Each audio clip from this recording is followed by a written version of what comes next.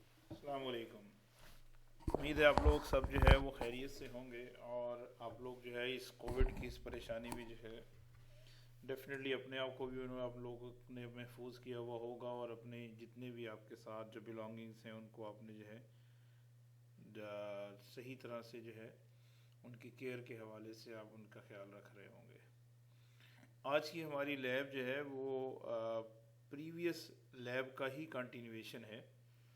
मैं अगर आप लोगों से लास्ट लैब के हवाले से कुछ बात करूं तो उस लैब में हमने एक पैरामीटर जिसकी बेस पे हमने ड्रग की डोज को कैलकुलेट करने का, ख़ासकर उन पेशेंट्स में जो रीनली कंप्रोमाइज्ड हैं या वो पेशेंट्स जिनमें क्रिएटिनिन क्लियरेंस की जो रेट है या जो अमाउंट है वो डिफरेंट है या कम है, इसकी वजह से हमने इसका एक पूरे का पूरा एक सिनेरियो बनाया था। अगर हम इस सारे एक्सपेरिमेंट पे थोड़ा सा गौर करें तो हम इसमें तीन डिफरेंट मेथड से हम तीन डिफरेंट कैलकुलेशंस को सीख सकते हैं।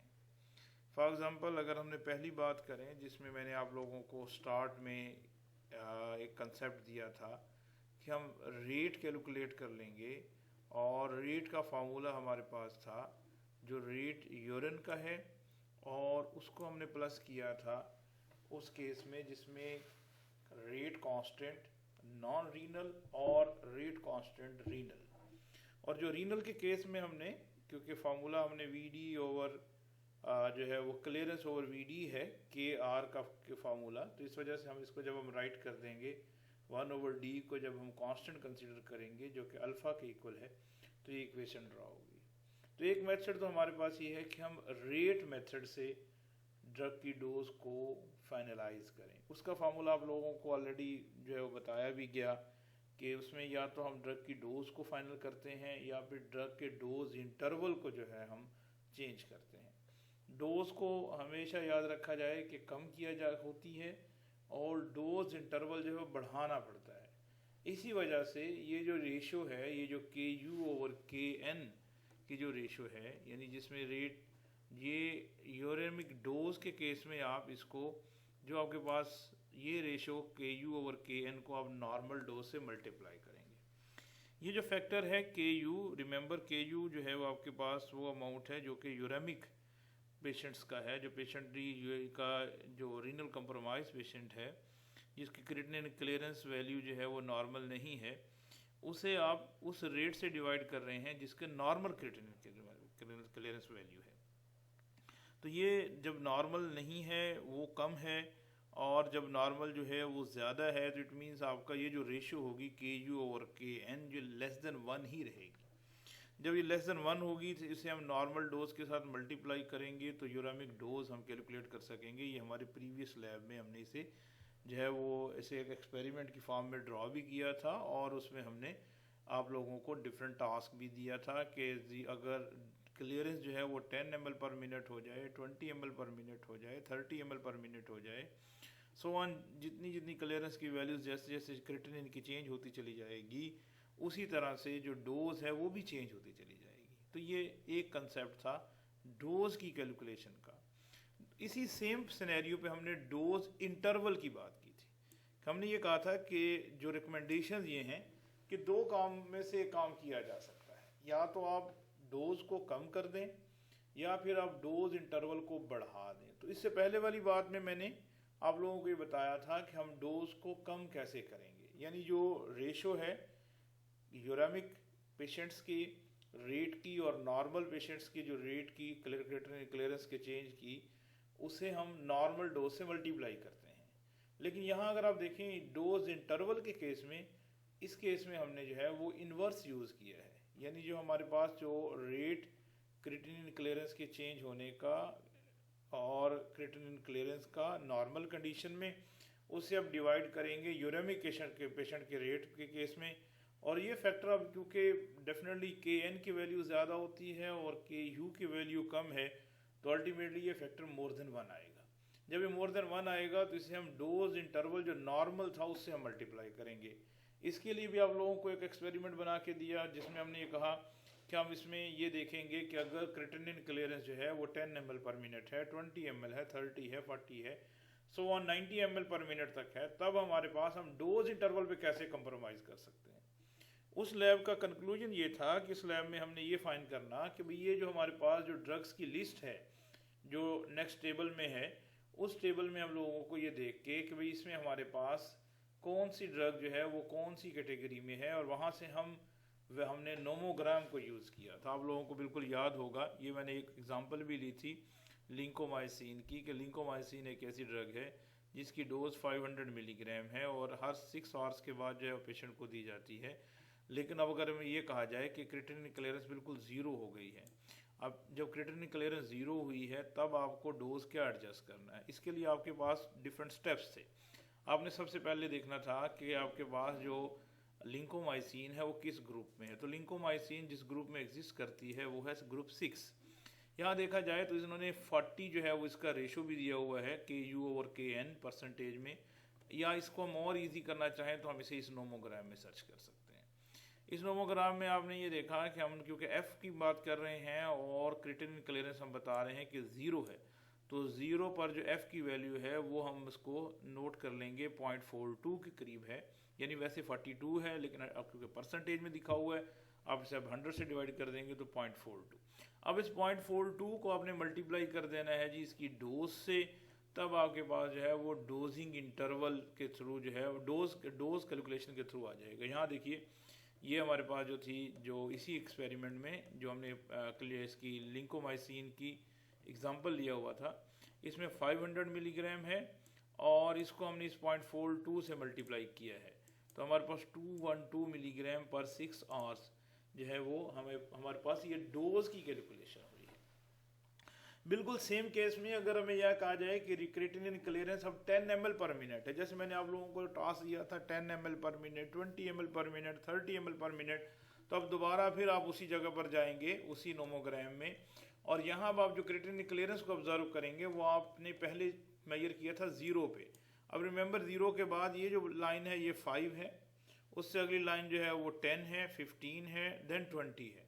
तो अगर 10 की आप बात कर रहे हैं तो 10 ml पर मिनट पे ये जो F की वैल्यू है, ये F पे ये जो लाइन कंसाइड होगी ये ऑलमोस्ट 0.482 पे कंसाइड हो रही है। अब यानी 48 पे कंसाइड हो रही है तो 42 डिवाइडेड बाय 100 इट इज़ 0.482, तो 0.482 को आप मल्टीप्लाई करेंगे 500 से, अब ये जो डोज आई है वो 10 ml पर मिनट पे आई है। और अगर कोई कहे 20 ml पर मिनट पे निकालिए, अब इसी को हम यहाँ पे ये 20 है हमारे पास, इस 20 पे हम जो F वाली लाइन है उसको कंसाइड करेंगे और Y एक्सिस पे देखेंगे वैल्यू हमारे पास है 0.54, तो 54 है, 54 डिवाइडेड बाय 100 इट इज़ 0.54, 0.54 को भी 500 से डोज से मल्टीप्लाई करेंगे, इसका डोज एडजस्टमेंट हो जाएगी। 30 ml पे जब जाएंगे 30 ml पर मिनट, यहाँ 30 है तो ये 30 का F वाली सीरीज़ को कंसाइड करेंगे, और जो F वाली लाइन को जैसे आप कंसाइड करेंगे 30 में, तो क्योंकि ये F वाली लाइन है और ये 30 है तो इससे अब जब आगे यहाँ देखेंगे तो ऑलमोस्ट 60 मीन्स 0.6, तो 0.6 को आप 500 से मल्टीप्लाई कर देंगे। इस तरह से 40 है, 50 है, 60 आप आसानी से कैलकुलेट कर सकेंगे। सिर्फ हमें जो चीज़ हमारे नॉलेज में होनी चाहिए वो है ड्रग की एक्चुअल डोज क्या है, किस कंडीशन में क्या है। ये एक मेथड था। फिर दूसरा मेथड आप लोगों को बताया कि इसमें डोज इंटरवल के रिगार्डिंग भी हम इस सारे प्रोसेस को कर सकेंगे। अगर मैं इसी एग्जांपल को लिंकोमाइसिन को ही लूँ और डोजिंग इंटरवल की बात करूँ, तो डोजिंग इंटरवल के केस में जब 0 आर था, 0 ml पर मिनट था क्लियरेंस, क्रिएटिनिन की क्लियरेंस, तो ये F वैल्यू 0.42 था लेकिन अब 0.42 को क्योंकि ये KU/KN है, रिमेंबर मैंने जब ये आप लोगों को इसका फार्मूला बताया तो उसमें हमने ये कहा था कि ये फार्मूला KN/KU है एक्चुअल, जो डोजिंग इंटरवल के केस में, डोजेज इंटरवल के केस में KN/KU। इसका मतलब ये हुआ कि जो वैल्यू हमारे पास 0.42 आया था उसको हम 1 डिवाइडेड बाय 0.42 करेंगे और जो वैल्यू आएगी उससे हम मल्टीप्लाई कर देंगे जो डोज इंटरवल, जो इसने 6 आवर लिखा हुआ है, देखें 6 डोज इंटरवल जो लिखा हुआ है 6 आवर लिखा हुआ है। हमारा टारगेट ये है कि अब इसका डोज इंटरवल या डोजेज इंटरवल हम कितना बढ़ा दें, तो उसका आंसर ये है कि आप इसको 1 डिवाइडेड बाय 0.42 करेंगे और जब 1 डिवाइडेड बाय 0.42 करेंगे तो आपके पास जो आंसर आएगा उस आंसर को आप जो आपके पास जो ऑलरेडी डोजेज इंटरवल है उससे आप उसको डिवाइड करेंगे। यानी अगर आप 1 को डिवाइड करते हैं 0.425 से तो आपके पास 2.35 आया। इसको जब आप मल्टीप्लाई कर देंगे 6 के साथ तो 14.2, यानी आपको अगर या तो आप दो तरीके हो गए, या तो आप ये कर दें कि इस लिंकोमाइसिन की डोज 240 मिलीग्राम 212 मिलीग्राम कर दें अगर 0 ml पर मिनट है, जो कि 6 आवर्स के बाद देते रहें, एक तरीका हुआ। दूसरा तरीका नहीं, आपने डोज को सही नहीं छेड़ा, आपने डोजेज इंटरवल को छेड़ा है। तो डोजेज इंटरवल को जब आप छेड़ेंगे तो अब आप इसे सेम डोज 500 मिलीग्राम जब 6 आवर्स की बजाय 14 आवर्स पे देंगे। ये काम आप लोगों को बोला था कि जिन जिन ग्रुप्स के पास जो जो डाटा है, जिन जिन ड्रग्स का, फॉर एग्जांपल जिस टेबल के अंदर आपका ग्रुप लाई करता है, आप उन ड्रग्स के बारे में आप उनको कैलकुलेट करेंगे। तो ये एक मेथड है जिसको हम नाम दे सकते हैं रेट मेथड। आई गेस ये आप लोगों को समझ में आ गया होगा, और इसको आपने जो है आपने इसे जैसे जैसे मैं आप लोगों की असाइनमेंट्स को चेक करूँगा या कॉपी इसको जो आप मुझे जो डाटा बना के सेंड करेंगे, डेफिनेटली मैं जो है उसे साथ साथ एवेल्युएट करता रहूँगा, जिससे मुझे अंदाज़ा होगा कि आप लोगों को ये बात मेरी अंडरस्टैंड आप कर रहे हैं। ये एक अप्रोच है। दूसरी अप्रोच जो है वो थोड़ी सी उससे और इंटरेस्टिंग है कि अगर हमें ये पता लग जाए कि ड्रग की डोज जो है वो अनचेंज फॉर्म में, या जो fraction of drug excreted unchanged method, इस मेथड की आज हम बात करेंगे जो हमारी आज की लैब है। इस लैब में हमने जो है ये देखना है कि हमारे पास अगर तो ड्रग का वो फ्रैक्शन जो कि एक्सक्रीट हो रहा है यूरिन से बगैर चेंज के, अगर हमें हमारे पास वो अवेलेबल हो जाए तो तब हम क्या सिनेरियो लेंगे, किस तरह से हम इसको जो है वो कैलकुलेट करेंगे। रिमेंबर, इसके भी एंड पे हम जब जाएंगे तो हम इसमें फिर दो काम करेंगे। इसको भी हम ये देखेंगे कि या तो हम डोज को चेंज कर देंगे पेशेंट की, या फिर डोजेज इंटरवल को चेंज कर देंगे, लेकिन फार्मूला यहाँ चेंज होगा। वहाँ पहले वाले केस में हमने रेट की बात की थी, KU/KN की बात की थी, यानी जो यूरामिक पेशेंट हैं उन पेशेंट के में जो क्रिएटिनिन क्लियरेंस है उसका रेट डिवाइडेड बाय द जो नॉर्मल लोग हैं उनमें जो क्रिएटिनिन क्लियरेंस है उसके रेट से हमने डिवाइड करके हमने रेट की बात की, और फिर हमने उसकी या तो डोज को चेंज किया या फिर डोजेज इंटरवल को चेंज किया। यहाँ हम बात कर रहे हैं कि उस फ्रैक्शन की जो अनचेंज फॉर्म में है। रिमेंबर, हमें इसके लिए टेबल को देखना होगा 24.6। ये टेबल हमें जो कुछ इंफॉर्मेशन पास करेगा, जो इस टेबल में हमारे पास जो एक्चुअल वैल्यूज़ हैं, अगर आप देखें तो यहाँ पर हमारे पास ये जो ड्रग्स का जो नाम राइट किया गया है वो अल्फ़ाबेटिकल राइट हुआ है, ABCD से हैं। ए वाली ड्रग्स जो हैं वो आपको नज़र आ रही हैं, एसीब्यूटोलोल है, एसीटामाइनोफिन है, एसीटोहेक्सामाइड है, एलोप्यूरिनोल है, एलोप्यूरिनोलोल है। ऐसे ही बाकी जो है वो ड्रग्स जो जिनमें हमारे पास फ्रैक्शन है जो एक्सक्रीट हुआ है हमारे बगैर किसी चेंज के। अब बगैर चेंज के अगर हमारे पास ये फ्रैक्शन होगा तो ये हमें क्या इन्फॉर्मेशन दे सकता है, क्या हम इससे क्रिएटिनिन क्लियरेंस को या हम इससे जो है वो डोज को चेंज कर सकते हैं या डोजिंग इंटरवल को चेंज कर सकते हैं। इसके लिए हमें थोड़ा सा इसका थ्योरेटिकल बैकग्राउंड की तरफ जाना होगा। ये इस टेबल को मैं आगे बाद में एक्सप्लेन करता हूँ कि आप लोगों को ग्रुप्स में कैसे डिवाइड होगा। फर्स्ट ऑफ ऑल इस मेथड का नाम हम पढ़ते हैं। इस मेथड का नाम है जी गाई-सुटाई हाइटोन मेथड। 1973 में इस साइंटिस्ट ने जो है वो इसको रिपोर्ट किया। इसमें अगर आप कॉमन चीज़ देखें तो वही रेट वाली बात से शुरू हुआ कि जो यूरामिक का रेट है और जो नॉर्मल का रेट है वो इक्वल है क्रिएटिनिन क्लियरेंस जो यूरामिक की है और नॉर्मल की है। और इसे अगर हम नॉर्मल वाले से हम मल्टीप्लाई कर दें तो हमारे पास ये वाला जो फार्मूला है, जो वो रेट जो यूरामिक का है उसे हम मल्टीप्लाई करेंगे नॉर्मल से, उस रेशो के साथ क्रिएटिनिन क्लियरेंस यूरामिक की और नॉर्मल की। अगर हमें आइडिया है कि जो टोटल यूरामिक कंसंट्रेशन है वो दो तरह के रेट है, एक नॉन रीनल है NR और एक रीनल है। तो रीनल के लिए आप ऊपर वाला फार्मूला अगर पुट कर देंगे और आप इसे बाद में डिवाइड करेंगे रेट कांस्टेंट जो आपके पास नॉर्मल का है, तो आपके पास अल्टीमेट फार्मूला ये आ जाएगा जिसको हम दो तरह से लिख रहे हैं कि वो रेट, रिमेंबर ये जो KU/KN है यही चीज़ आप पहले कैलकुलेट करके आए हैं नोमोग्राम से। अब यही KU/KN जो है आप फार्मूला से कैलकुलेट करने जा रहे हैं। Simple is that.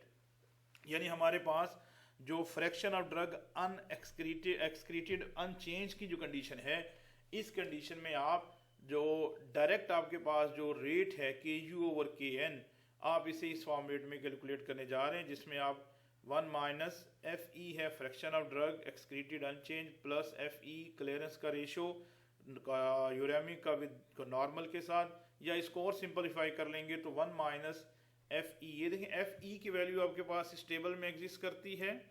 Creatinine clearance में हम आपको कंडीशन दे रहे हैं 10 ml पर मिनट, 20 ml पर मिनट, 30 ml पर minute, 40 ml, 50 ml, 60 ml, 80, 90 ml पर मिनट तक। और नॉर्मल क्रिएटिनिन क्लियरेंस हम 100 ml पर मिनट अगर हम रखते हैं तो से अब हमारे पास पहला रेशियो अगर हम 10 की बात करते हैं तो 10 डिवाइडेड बाय 100 इट्स 0.1, तो 1 माइनस 0.1। और अगर FE हमें किसी ड्रग का जो कि प्रीवियस में ABCD के नाम से राइट की गई हैं, वो अगर हम यहाँ राइट कर देंगे तो हमारे पास जो रेशो आ जाएगी वो KU/KN आएगी। जब हमारे पास ये रेशो आ जाएगी KU/KN, रिमेंबर यही तो वो रेशो थी जिसने हमें डोज को कैलकुलेट करने के बारे में बताया था, जिसमें हमने ये यहाँ पर ये देख लें कि डोज जो यूरेमिक की है और डोज ओवर नॉर्मल की KU/KN।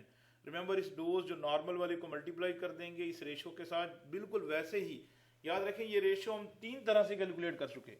एक तो ये था कि हमें KU/KN की वैल्यू पता थी, हमने डिवाइड कर लिया, वो टेबल पूरा बना हुआ। एक ये था हमने इसे नोमोग्राम से कैलकुलेट कर लिया, दूसरी बात हो गई। तीसरा ये कि हमने दूसरा एक नेक्स्ट वाला टेबल जो यूज कर रहे हैं, जिसके अंदर सिंपल आपके पास जो वो फ्रैक्शन दी गई है जो एक्सक्रीट हुई है अनचेंज, उस वाले टेबल से अगर हम वैल्यूज को कैलकुलेट कर लें तो तब भी हम ये KU/KN को कैलकुलेट करते हैं। तो इस KU/KN को कैलकुलेट किया जाएगा। अब KU/KN जो है वो एक ड्रग का 5 दफ़ा कैलकुलेट होगा, ये बात ध्यान में रखा जाए। यानी कब, वो ड्रग जब दी जा रही है पेशेंट को जिसका क्रिएटिनिन क्लियरेंस पेशेंट का 10 ml पर मिनट है, 20 ml पर मिनट है, 30 ml पर मिनट है, 40 ml पर मिनट है। इस तरह से हम इसकी जो क्रिएटिनिन क्लियरेंस है उस वैल्यूज़ को अल्टर करते चले जाएंगे, चेंज करेंगे, और उसे नॉर्मल से डिवाइड करके हम इस G को या KU/KN को कैलकुलेट करेंगे। जब इस KU/KN को कैलकुलेट कर लेंगे तो तब हमारे पास बिल्कुल सिंपल कंसेप्ट आएगा। वो कंसेप्ट है 2, फिर फर्दर वही वाले, या तो हम क्या कर दें, ड्रग की डोज को चेंज कर दें, या फिर हम ड्रग के डोजेज जो इंटरवल को हम चेंज कर दें। तो अगर हम डोज को चेंज करते हैं तो ये फार्मूला KU/KN से ही कैलकुलेट हो जाएगा।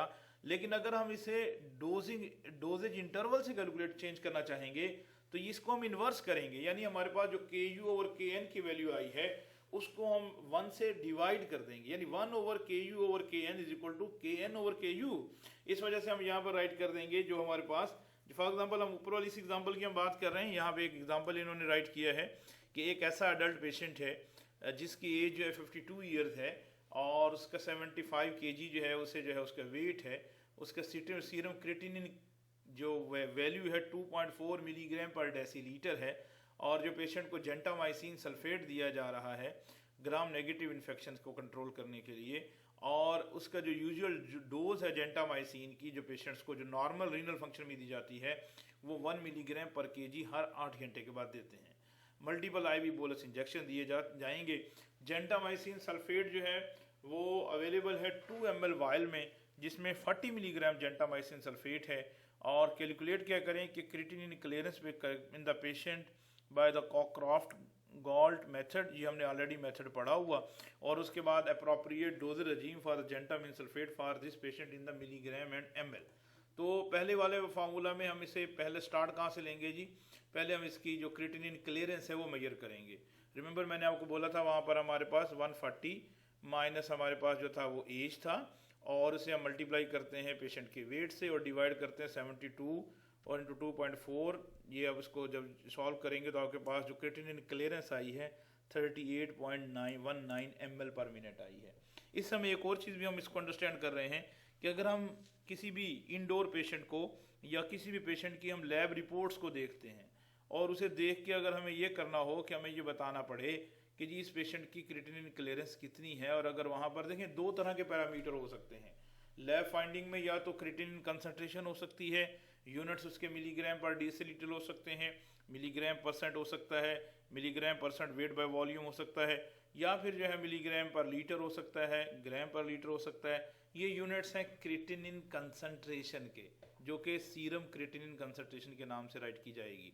ओके, अगर हम इसको कन्वर्ट करना हो क्रिएटिनिन क्लियरेंस में, तो तब हम कॉकक्रॉफ्ट मेथड लगाते हैं और उससे हम 140 माइनस जो पेशेंट की एज होती है उससे माइनस करते हैं और जो उसकी वेट है उससे मल्टीप्लाई कर देंगे और डिवाइडेड बाय 72 इंटू जितनी इसकी क्रिएटिनिन क्लियरेंस है, क्रिएटिनिन कंसंट्रेशन है, उससे हम कैलकुलेट करेंगे। तो यहाँ हमारे पास 38.19 ml पर मिनट इसकी क्रिएटिनिन क्लियरेंस है इस पेशेंट की, जिसको हम डील करें, जिसको हमने जेंटामाइसिन डोज देनी है।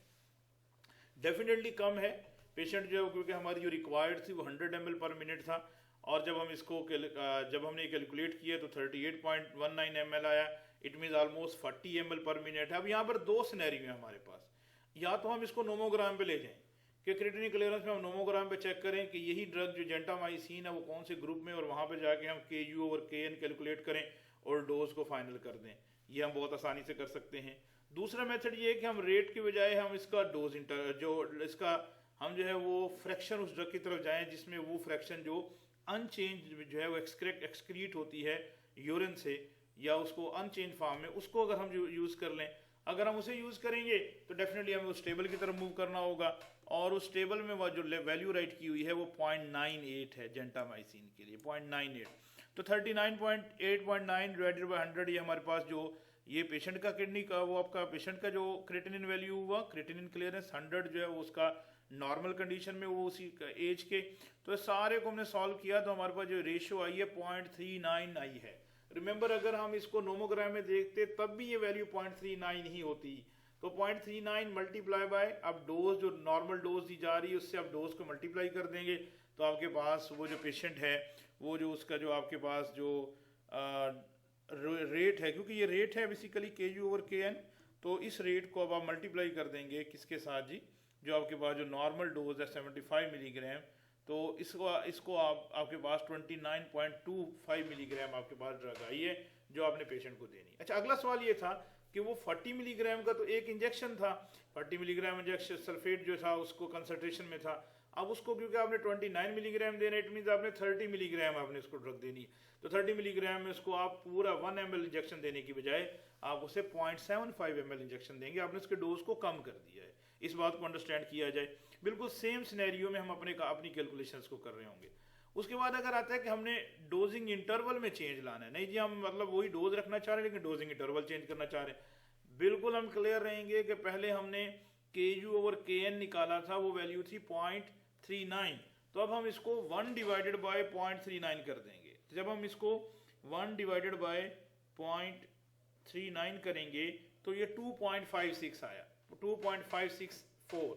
तो ये हर 8 आवर्स के बाद इंजेक्शन दिया जा रहा है। इसको जब आप 8 से मल्टीप्लाई करेंगे तो अब ये इंजेक्शन अगर आप वही 4 ml इंजेक्शन वो 40 मिलीग्राम पर ml वाला इंजेक्शन ही देना चाहते हैं तो तब आपको उस इंजेक्शन के लिए आपको 75 आपको जो है उसकी जो डोज है वो 20 आवर्स के बाद आपको जो है पेशेंट को देना पड़ेगा। तो अगर हम ये दोनों काम चेंज कर दें, फॉर एग्जांपल ये तीसरी कंडीशन है, change both the maintenance dose and dosing interval using the dosing rate 29.8 milligram जो 3.66 मिलीग्राम पर आवर, तो उसको हम ये देखेंगे कि हमारे पास कितने मिलीग्राम पर आवर बनता है, तो उसको उसी हिसाब से हम चेंज कर सकते हैं।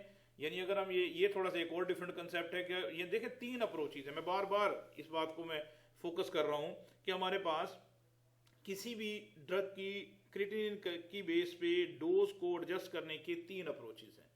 एक तो ये है कि या तो हम ड्रग की डोज को चेंज कर दें जो कि कम हो जाएगी, बार बार बोलूँगा कम हो जाएगी। दूसरा ये है कि अगर आपके पास या तो हम ये कर दें कि ड्रग के डोजेज इंटरवल को बढ़ा दें। जब डोज इंटरवल को बढ़ा देंगे तो ये दूसरी अप्रोच ठहरी। तो या तो फिर आप इन दोनों अप्रोचेज को बेयक वक्त अप्लाई कर लें। अब दोनों अप्रोचेज को बेयक वक्त अप्लाई करने के लिए आपको दोनों के दरमियान एक सिग्निफिकेंट फैक्टर को लाना पड़ेगा। उसके लिए देखिए इस अप्रोच की हमको हम सीखने की कोशिश करते हैं कि अगर हमारे पास जो है वो change both maintenance dose and the dosing interval, फिर हम क्या करें, डोजिंग इंटरवल तो हमारे पास आया डोज जो आई है 29.25 मिलीग्राम पर 8 आवर, जिसको हमने कैलकुलेट किया तो 3.66 मिलीग्राम पर आवर आया। और dose of 23.9 milligram every 6 hour. जब हम इसको हर 6 आवर के बाद देंगे तो 43.8 to 12 आवर्स आया। तो ये सेम, उसके बाद हम दोनों का एवरेज को कैलकुलेट करके फिर हम इसमें अंदाज़ा लगाएंगे कि ठीक है जी, आप इन दोनों में ये जो चेंज आप करना चाहते हैं, तो अब आपके पास, क्योंकि या बिल्कुल भी इतना ज़्यादा डोजिंग इंटरवल नहीं रखना चाहते कि ड्रग जो सब थेरापेटिक में चली जाए, और या आप ये भी नहीं चाहते, यानी उसकी जो पीक प्लाज्मा कंसंट्रेशन है वो कांस्टेंट ना रहे, और या फिर आप ये भी नहीं चाहते कि आपके पास इतनी डोज कम हो जाए कि वो थेरापेटिक रेंज में जा ही ना सके। तो इस सारे सिनेरियो को समझने के लिए हमें जो है वो इस पूरी एक्सरसाइज को करना है। हम आप लोगों को जो है वो जो टास्क देने जा रहे हैं वो टास्क इंटरेस्टिंग है, इसको आप लोगों ने बिल्कुल अच्छा सा समझने की कोशिश करनी है। अब हमारा टास्क ये है, मैं रिपीट करने जा रहा हूँ कि हमारे पास पहला जो हमने जो जो पहले वाले एक्सपेरिमेंट में जो सीखा है, उसमें हमने rate method KU/KN by using the nomogram, उससे हमने जो है वो कैलकुलेट करना सीखा था। और फिर हमने जो है वो डिफरेंट क्रिएटिनिन क्लियरेंस के रेट की बेस पे हमने डिफरेंट डोजेज को एडजस्ट किया था या डोजेज इंटरवल को एडजस्ट किया था। ये हमारी प्रीवियस लैब थी जो कि मंडे और ट्यूसडे ये 2 दिन में प्लान कर ली गई है। नेक्स्ट मंडे जो है वो हमारे पास जो है वो हमने fraction of drug excreted unchanged की तरफ हमने जाना है। उसके लिए हमें जो है वो टेबल में, अब आप इस टेबल की थोड़ी सी डिमार्केशन समझ लीजिए कि इस टेबल के अंदर आपको कैसे आइडेंटिफाई करना है। फॉर एग्जांपल अगर हम इनमें देखें अल्फ़ाबेटिकल ड्रग्स हैं, बिल्कुल हम उसी सिनेरियो पे चलेंगे। ये जो ए है, ए वाली जो ड्रग्स हैं वो हमारे पास जो है वो ग्रुप ए के लिए 1 के लिए है, बी वाली जो है वो ग्रुप 2 के लिए है, सी वाली जो है वो 3 के लिए है, ऐसे ही डी 4 के लिए, एफ जो है वो 5, जी जो है वो हमारे पास जी क्योंकि कम ड्रग्स हैं लिहाजा जी और एच, जी और एच जो है ये हमारे पास जो है वो ग्रुप हमारे पास आ जाएगा जी 6 के लिए। फिर दोबारा रिपीट कर लेते हैं, A B 1 2 3 okay, then 4 5 okay और 6, जी और एच जो है वो 6 के लिए है, आई जे और आई के और एल ये 7 के लिए हैं, और 8 जो है वो एम है, ठीक है एम 8, और 9 जो है हमारे पास एन, और 10 मीन जो ग्रुप 0 है वो ओ और पी वाली ड्रग्स को कैलकुलेट करेंगे। हम बिल्कुल उसी सेम सिनेरियो पे रहेंगे। फ्रैक्शन ऑफ ड्रग अनएक्सक्रीटेड फॉर्म में दिया गया है। इस अनएक्सक्रीटेड फॉर्म वाली ड्रग को जो है हम यूज़ करेंगे कि 1 माइनस FE, और उसे हम डिवाइड कर देंगे इस फार्मूला में जो हमने ऑलरेडी आप लोगों को रिपोर्ट किया है। इस फार्मूला से हम जो है वो हमारे पास, यानी वह हमारे पास जो फ्रैक्शन है उसे हम जो नॉर्मल क्रिएटिनिन क्लियरेंस 100 ml पर मिनट रखा जाए, और जो यूरेमिक क्रिएटिनिन क्लियरेंस है जो कि जो पेशेंट की जो क्रिएटिनिन क्लियरेंस है उसको हम 10 ml पर मिनट, 20 ml पर मिनट, 30 ml, 50, 60, 70, 80 और 90 ml पर मिनट तक हम रख के फिर हम इसको कैलकुलेट करेंगे। अब हमारे पास जो वैल्यू आया है वो KU/KN आया, उससे हम इनकी डोज को चेंज करेंगे, डोज एडजस्टेड करेंगे, और फिर दूसरे केस में हम बिल्कुल सेम इनको इन्वर्स कर देंगे, KN/KU और डोजेज इंटरवल को चेंज करेंगे। तो ये दूसरा एक्सपेरिमेंट हुआ by using the fraction of drug which is excreted from the urine unchanged, यानी अनचेंज फॉर्म में एक्सक्रीट हुई है, और उसे हमने जो है वो इस सारे प्रोसेस को करेंगे। आई होप आपको ये मेरी बात समझ में आई है। बिल्कुल सेम सिनेरियो में मैं आप लोगों के लिए वैसा ही टेबल जो ऑलरेडी जो पिछली प्रीवियस लैब के अंदर था वैसे ही टेबल मैं आप लोगों से शेयर करूंगा। आप लोगों ने, हमारा अल्टीमेट गोल क्या है जी, KU/KN कैलकुलेट करना। जब हमारे पास KU/KN कैलकुलेट होगा, चाहे हम उसे नोमोग्राम से कैलकुलेट कर लें, चाहे हम फ्रैक्शन ऑफ ड्रग अनएक्सक्रीटेड जो अनचेंज फॉर्म में जो हुआ है एक्सक्रीट हुआ है उससे हम कैलकुलेट कर लें, और फिर हम उससे हम अल्टीमेटली हम डोज को चेंज करेंगे। डेफिनेटली डोज कम होगी, जैसे जैसे क्रिएटिनिन क्लियरेंस की कंसंट्रेशन जो है वो कम होती चली जाएगी, और डोजेज इंटरवल बढ़ाना पड़ेगा या बढ़ता चला जाएगा, या फिर दोनों सिनेरियो में हमें दोनों को एडजस्ट करना होगा। आई होप को मेरी बात समझ में आई है। अगर आपको बात समझ में कोई प्रॉब्लम है तो आप डेफिनेटली मुझसे शेयर कर सकते हैं, मैं आप लोगों को उसके बारे में मुकम्मल तौर पे जो है इसमें अंडरस्टैंड करवाऊंगा। लेकिन अब हमें इस बात को बिल्कुल क्लियरली समझना है कि हमारे पास किसी भी पेशेंट का कोई भी सिनेरियो आए और एज ए फार्मासिस्ट अगर हमें डोज एडजस्ट करनी हो तो हमारे पास जो पैरामीटर्स हमें रिक्वायर्ड है, या तो हमें उसका जो है डोजेज इंटरवल रिक्वायर्ड है, या फिर हमें उसकी जो नॉर्मल डोज है वो रिक्वायर्ड है। आई होप कि आप जो है वो सारी बात को अंडरस्टैंड कर रहे होंगे, और आप इसे जो है वो मुकम्मल तौर पे इन सारी इंस्ट्रक्शंस को फॉलो करते हुए अपनी असाइनमेंट्स को with in due time submit करेंगे। हम लोग उसकी जो है वो आपको ग्रेडिंग साथ साथ करते चले जाएंगे।